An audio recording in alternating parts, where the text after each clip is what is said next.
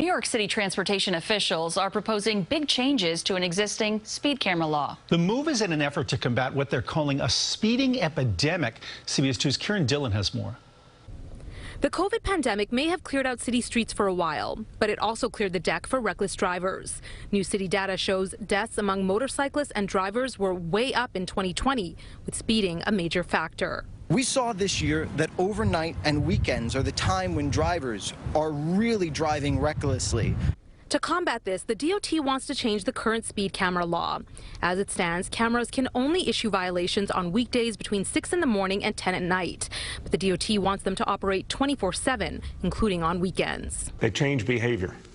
They get people to start slowing down. They get people to obey the law. They work. The city says a look at fatal crashes in 2020 shows 36% of all traffic deaths that were not on highways occurred where cameras are located, but happened during hours when they were not operating.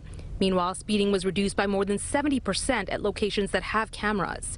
Still, drivers have mixed reactions to the proposal. It'll be less accidents and less drama on the street. It'll definitely be a good thing. Amy Cohen lost her 12-year-old son Sammy to a reckless driver in 2013. She says the change would help, but more can be done now. Making the roads narrower, making protected bike lanes so the roads are a little narrower for the drivers, and it's telling them to go slowly.